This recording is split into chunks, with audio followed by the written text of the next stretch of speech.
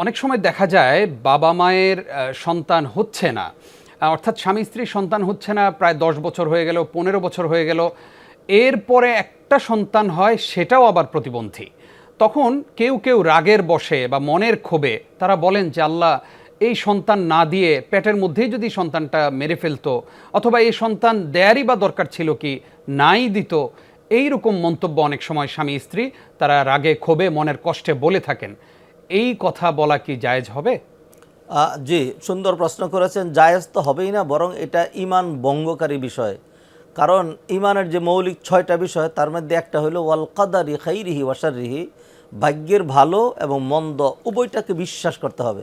অতএব যদি ভাগ্যের ভালোটা শুধু আপনি বিশ্বাস করেন, মন্দটা বিশ্বাস করেন না, তাহলে আপনার ঈমানের মধ্যেই ত্রুটি চলে আসলো। বরং আল্লাহ সুবহানাহু ওয়া তাআলা তিনি যাই বান্দাকে করেন তার মধ্যে কোনো না কোনো হিকমত আছে।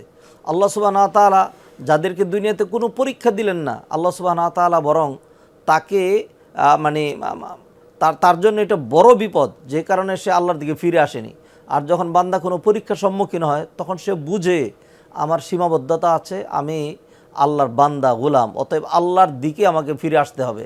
তো সেই জন্য যাতে এরকম না হয়, আমরা কোনো কিছু হয়ে যাওয়ার পরে শুধুমাত্র তার কারণ এবং এখন কি করা দরকার সেটা তালাশ করি। এর পূর্বেরও তো কিছু কাজ আছে। নবীজি সাল্লাল্লাহু আলাইহি সাল্লাম তিনি শিখিয়েছেন, আল্লাহ সুবহানাহু ওয়া তাআলা কোরআনে শিখিয়েছেন, সন্তানাদি হওয়ার জন্য, সন্তানাদি আসার আগেই পিতামাতা তার আমলগুলো ঠিক করবে এবং তারা দোয়া করবে, রব্বানা হাবলানা মিন আজওয়াজিনা ওয়া যুররিয়াতিনা কুররাতা আয়ুন ওয়াজআলনা, আমাদেরকে এমন সন্তান দেন যেটি দেখলে আমাদের নয়ন জুড়িয়ে যায়। এটি আল্লাহ শিখানো দোয়া। এরকম অনেক পরিবার আছে জীবনে কোনো দিন এরকম একটি দোয়াও তারা পড়েনি। দেখার বিষয় হলো, পিতামাতা যদি নেক আমলের উপরে, ঈমানের উপরে, তাকওয়া পরহেজগারির উপরে থাকেন, এরপরে আল্লাহ সুবহানাহু ওয়া তাআলা তাকে যাই দেন না কেন, সচ্ছলতা, অসচ্ছলতা, প্রতিবন্ধী সন্তান অথবা ভালো সন্তান, তার মধ্যে কল্যাণ আছে।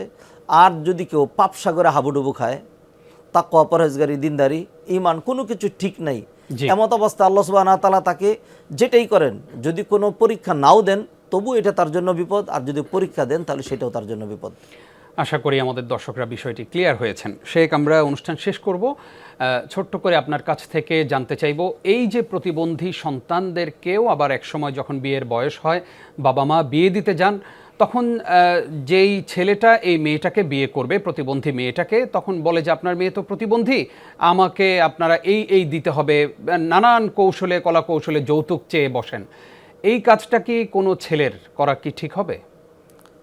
কোনো ব্যক্তি যদি এই ধরনের একটা পাত্র বা পাত্রী গ্রহণ করেন এবং তিনি বুঝে শুনে করেন, তাহলে এটার জন্য তিনি আল্লাহর পক্ষ থেকে রিওয়ার্ড পাবেন, অনেক বড় পুরস্কার পাবেন।